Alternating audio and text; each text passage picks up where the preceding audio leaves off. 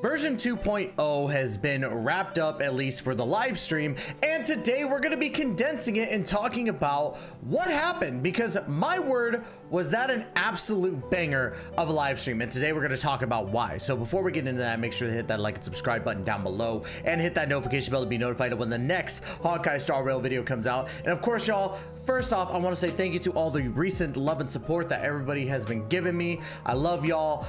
Welcome to the newest subscribers, of course, and don't forget I'm also sponsored by GamerSupps. Use code TYSHER for 10% off, especially with some great things heading your way, especially with the new flavor also coming out that is called Good, because it's good. Anyways, without any further delay, y'all, let's go ahead and get into today's video.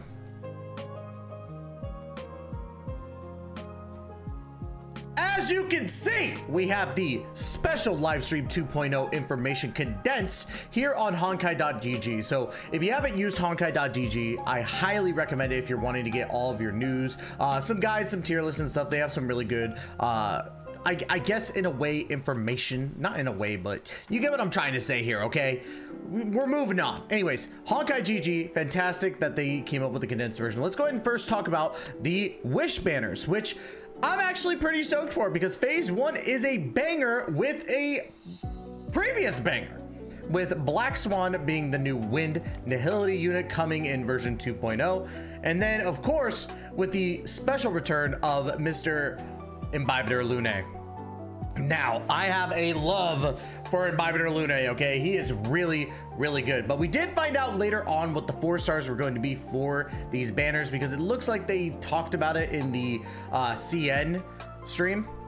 We're going to be getting Misha in phase 1 as well. So that's the new ice destruction unit that's coming out. We also got Tingyun as a return, which is fantastic because Tingyun is a really good Harmony character, though I do have her E6. And Gwenifin is making a return as a featured 4-star. Gwenifin being really, really dope as well. So this phase 1 banner, both of them are actually going to be really, really good. Imbibitor Lune is still one of the top tier DPSs in the game. So if you haven't gotten Imbibitor Lune yet, I'm just letting you know, fantastic. Now, Imbibitor Lune is also Imaginary Destruction. I'm not going to go too deep into him, but I highly recommend going for him. But on top of that, we do have the phase 2 banners, as you can see right here. I'm going to go ahead and move my camera over here really quick. I moved. But we're going to go ahead and talk about the phase 2 banners. We have Sparkle being the new Harmony Quantum character and actually finishing out every path for Quantum, basically. So there is a character for each and every path for Quantum. Perfect. And she looks like she's going to be a lot of fun as well, but we'll get into that. And then of course we have the return of Jingyuan being the lightning erudition character. Now, I like Jingyuan. I love his voice actor, Alejandro Saab. Fantastic voice actor and an inspiration to me who's trying to become a voice actor. But the 4 stars for this banner is going to be Sampo, Hanya, and Qingque. Now, Sampo is of course Wind Nihility, so it's very strange that we would go for a 4-star in that regard. But honestly, these banners are not just for the 4 stars. They're meant mainly for the 5 stars. But Sampo being of Wind Nihility, Hanya being a Harmony, I can't remember off the top of my head. I can't remember. I feel so bad. I feel so bad that I can't remember. And then of course, Qingque is either Destruction or Erudition Quantum. I can't remember. But I haven't really used them too much. I feel really, really bad. I think Hanya is Ice Harmony. I could be wrong on that. I'm probably wrong on that. Never mind, but Hanya is still really, really good. She's good for preservation of skill points, I guess, in that regard with her skill. And then Qingque has been one of those characters that I always slept on, but she can do some damage as a 4-star unit. And really, if you build her appropriately and get her to E6, of course, she's a banger. So, Sampo, really good for damage over time team, so there's that. Now, of course, let's go ahead and get into the new characters. First things first, let's talk about Sparkle. She is going to be part of phase 2, but as you can see, when Sparkle's in the team's max skill points is increased to 7, which is amazing. Like, especially if you're running her alongside maybe Imbibitor Lune, she's going to be an absolute banger to have on your team. After Sparkle uses her ultimate, she can restore multiple skill points for her team instantly using your skill points with Abandon. What a rush. Basically meaning that she's going to use her ultimate to replenish skill points, which is a plus because, again, you want to be able to get those skill points back. So I'm thinking your best bet is to build her with ERR on one of her pieces. So that's going to be a plus. Sparkle will not only breaks the restrictions of your team's skill points, but also allows them to deal more damage with using skill points. So she gives a buff to skill point damage. And of course, Sparkle's skill allows allies to advance forward their actions up to a degree when your turn ends. It's still your turn. That's pretty sick. And I think that she's going to be a lot of fun as a Harmony character, especially for Quantum. Now, I do think that she's going to be best friends with Invitor Lune, but let's move on. Let's talk about Black Swan, the Windhility unit. When Black Swan uses her basic attack or skill to attack enemies, there is a chance to inflict the Arcana Destiny card on them. Arcana can be seen as a special type of damage over time. Its effect can be stacked, and as it stacks pile up, the enemy's Destiny card will be upgraded and damage dealt to enemies over time will increase. So basically, the longer it goes on, the more damage she's going to be able to do. I don't know how to feel about her as a 5-star, but she's hot, so I'm probably going to be summoning for her anyway. Not probably, I am going to summon for her. And then of course we got Misha. Now, I'm going to tell you guys a joke. I got baited by Misha thinking that Misha was a girl. Misha's a dude. Don't fall into the trap like I did. I'm glad I didn't go off and be like, oh yeah, Misha's hot and stuff like that. But I was just like, oh, Misha's kind of adorable. Look at that, she's cute. And then somebody was like, hey, yo, Tyster, that's a dude. Hoyoverse always getting me with the dang traps. Never in any other anime. I'd be like, oh yeah, that's definitely a dude. But somehow here I'm just like, what the? Anyways, weird tangent, I know. But Misha actually has plenty of useful abilities, like how his technique can create a time stop area in this area. Enemies will be affected by time and halt all their actions. So looks like Misha's going to be a destructive staller. I think that's kind of cool. That's a little bit different than what we're used to. So I'm down for it. I'm ready to try him out. Now, of course, we're also getting the new Lycaons for both Black Swan and Sparkle, and they both look really, really good. So we're also getting a brand new set of new Lycaons. Yeah, we're getting a brand new set of new Lycaons. Now, I don't know if it's from the Manifest store. I don't know if they're all 4-star Lycaons. I know it says all 4-star Lycaons, but I don't know because like that'd be weird that it's all 4 stars going in there unless it's like gonna be a reduced price of like 300 of your you know, little currency that you get for buying Lycaons. So I don't know, but I think it's really cool to see more Lycaons coming to the store. So there's that. Now let's go ahead and talk about these new relics that are coming to version 2.0. We got the Pioneer Diver of Dead Waters. Characters who equip this relic set can deal more damage to enemies currently affected with debuffs. So this is going to be a great nihility set. So expect characters like, you know, obviously Black Swan, Kafka, Sampo to really get this set. So again, another grindy set. I know y'all, it's gonna suck because you have to regrind for characters, but this might be a really, really good set to go for. Watchmaker Master of Dream Mechanics, a set that increases the break effect for a team. So if you got your Ron May, this might be good to put on Ron May. However, I don't know because it depends on the effects as it is. So only time will tell. Now, we got new stages and enemies. Sam from the Celeron Hunters. I said in my reaction that I thought that was going to be a new Stagnant Shadow. I was wrong. My apologies. But Sam is part of the Celeron Hunters, which is pretty sick. Looks like we'll be able to fight him a little bit. The Lordly Trash Can, which I think is pretty cool, is basically Penacony's version of the Trotter. So it's going to be fun beating up a trash can, that's for sure. And then, of course, we got Something Unto Death, which is, I believe, is going to be the brand new world boss, or at least that's how it feels with its mechanics. So, in battle, Something Unto Death deals fatal damage to characters. Excuse me, it's very early in the morning. Those who take fatal damage will be imprisoned in the Sombrous Sepulture? Trailblazers must destroy the Sepulture to save their teammates. If all friendly characters are imprisoned in the Sepulture, the team will be defeated. So you're probably not going to be able to auto this boss. Let's just say that. Now, we did get a couple of new common enemies. We see these new dogs with the new soda, Soul Glad.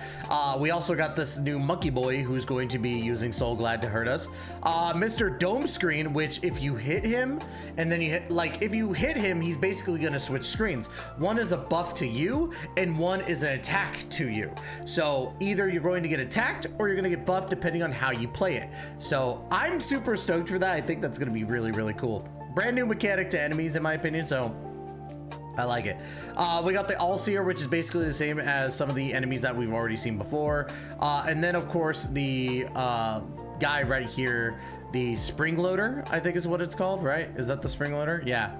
So this is the Spring Loader. He's a different type of enemy. I think he's going to be able to shield most damage depending on the situation, but I don't know. I could be wrong on that. Now, of course, with the new update, we're getting a brand new story to Penacony. I'm not going to go into the details just yet because I definitely want to not really spoil myself. I don't want to know what exactly is going on because there's so much, and I'm like, I want to experience it from like start to finish. That's how I am. But we are getting a companion mission. It looks like it's just going to be the one though, between Sparkle and Black Swan. Now, of course, if it splits off, or if it is two, then I'm wrong. But it doesn't look like that's the case. It looks like it's one singular companion mission, and I'm not very happy about that. I would actually like to give us more Stellar Jade, but it is what it is. So let's go ahead and talk about the new events. Now, the new events are going to be pretty dope, I guess, in a way. Hanu's Prison Break. Trailblazers will head into the Dreamscape sales story in Penacony and touch a special dream bubble. Not only do Trailblazers have to break themselves and cellmates out of prison, they also have to bear the responsibility of taking control of the dream prison and lead everybody to freedom. So basically, you're playing Prison Break. Now, what's really cool about this is that you're going to get one of 4 of the 4-star characters listed here. And I'm going to try and go from oldest to newest. So we got Asta, Sampo, Yukong, and Gwenifin. Now, for me, this is going to be kind of a no-brainer because I have E6 Asta, E6 Yukong, and I'm not going to be using Sampo if I'm going to be going for Black Swan. So for me, Gwenifin is going to be the pick. But let me know in the comments down below which 4-star you're going to be picking when this event comes out. We also got the Dream Chaser bulletin. And that one I didn't really understand, but on your way to Penacony, a tabloid has been shoved into the Trailblazers mailbox by an unknown person. Follow the guide to complete specific exploration and collection missions, and you'll get to claim the respective rewards. So basically, this is going to be your reason to explore, because not only are you going to get the normal stuff that you get for exploring Penacony, but you're going to get extras on top of that. And I think that's where Honkai Star Rail really, really shines, is that you're going to get more for playing more. And that's really good. Good job to the Honkai Star Rail developers. Now, Dream Jolt TV is going to be a battle event, and it looks like it's going to be mostly trials, but I could be wrong on that. But basically, you have different mutation mechanisms, different abilities that are going to be happening through that. The typical beat 'em up type of event. So, I mean, it looks sick. And from what I can tell, you could trial a lot of different characters. I think it's randomized. I could be wrong on that, though. Actually, no, it's not randomized. I'm thinking of an event in Genshin, so my apologies. Now let's go ahead and talk about the Penacony Food Fest, which is basically you make food for these people and you get rewards. It's almost as if like the box of marbles in Genshin Impact, or at least that's what it looks like to me. You make certain things, you get rewards for making them and turning them in. I think it's a daily thing from what I could tell, but if it's not, dope. And of course, the biggest thing that I was ranting and raving about is that not only are we getting Gift of Odyssey, so 7 days you get rewards, we're also getting a free 10 pull from Gift of Stellarum, and this is directly for the Chinese New Year. And I just gotta say, it's funny how Honkai rewards us with basically 10 summons, and Genshin rewards only the CN player base 3 summons. This goes to show that the Honkai Star Rail team actually cares about their people. And I'm just going to say it as a Genshin and Honkai Star Rail creator, that it makes me disappointed and concerned with the future of Genshin Impact. But we're not here to talk about that. That's a different video for a different time. This is amazing. This is an amazing thing that they are doing. So, love that water. Now, we're also getting a little festival invite returnee event, basically. So if you're returning the Honkai Star Rail, you get some free stuff as well. On to the system adjustments, and I think this was huge, by the way. First things first, Fate Atlas system, which is basically if you get behind on story and you're just like trying to press through, you could go back later and you could view the story and its subsequent side quests that correlate with the story and just look at it again. And I think, again, this is something that needs to be brought into all Hoyoverse games. I don't know if Honkai Impact 3rd has it or Tears of Themis, and I'm pretty sure that Zenless Zone Zero has it because when I played in the beta, it showed it. But Genshin don't have this. The only thing that you can really do is go through and view the text, and I don't think that's the same. But this looks built like the Hangout event stuff. It looks like it took a lot of inspiration from the Hangout events, so... But I dig this. I think this is a wonderful thing. Support optimization, basically support, we're going up to 3 support characters and 5 companions that we could show off. This is awesome. So like when you pick your person, you could pick one of 3 different supports. And that's a huge win because like for me, I have an Imbibiter Lune on mine, but I would love to show my support character like Ron Mei or maybe my Tingyun. Or maybe I'd like to show off Luocho or Fu Xuan or any of those types of characters. So I think this gives a lot of like different preference to, or not preference, but a lot of performance quality things in regards to people using your supports. Because a lot of people are like, you know, I'll just use my my team because I can't find one that I need. Well, now you have 3 different characters to choose from. So that's a plus. Great job. Now, of course, let's talk about relic optimization here. There's actually 2 things about this. The relic optimization, the relic upgrade system will also get iterated. When enhancing relics, you can now more conveniently assign materials to raise the relic to the desired level. And then relic recommendations, which I think is amazing because of the fact that not a lot of people are watching guides. Let's just be honest here. YouTube and Twitter are kind of the small scope of the player base. There's a lot of people that play this game that are not using social media because they saw it on the PS5, they saw it in their like, you know, free store or whatever. They played Genshin Impact and saw that Honkai Star Rail was out. There's all these different things that kind of correlate into it. And I think that this is a wonderful idea. They implemented it in Genshin, but what I find extremely hilarious is that it didn't take long for Honkai to implement it before Genshin did. And you could make the argument that like Genshin needed the time to make it and then Honkai just needed to copy it in there. But I digress. That's all I'm going to say. And then of course we talked about Pinakani, and the areas are absolutely gorgeous, right? Beautiful, beautiful place. But we have a lot of offline events, including some pop-up shops that are probably going to be happening for Honkai Star Rail in general, plus this Welcome to the Reverie event, which you could win some free stuff if you have people like actually visit your stuff in there. So there's that. And then of course we have an upcoming concert that was also announced for Honkai Star Rail. For me, when I first saw this, it was a 10 out of 10. I still think it's very highly rated. It's a 9 out of 10 for me. Because this live stream, while not giving us a free 5-star, gave us a lot of stuff to look forward to in regards to version 4 or 2.0, my apologies.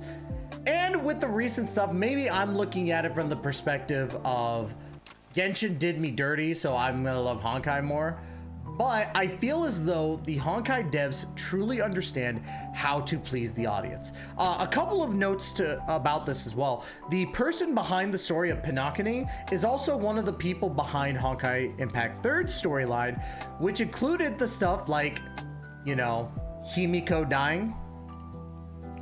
So we might see a Himeko death here. I don't know.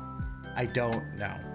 But another cool thing too is that there was a lot of anime references in this trailer. If you didn't see the little trash can / sampo thing, you obviously could see, you know, Attack on Titan in that. And then of course with, you know, the Trailblazer pumping up his fist like this, you could see a little bit of My Hero Academia. But there was a lot of different ones in there actually, and I kind of want to know which ones you saw in the trailer. So definitely let me know in the comments down below what you saw. But overall, I think that this update for 2.0 is an absolute banger of an update. That's all I could say.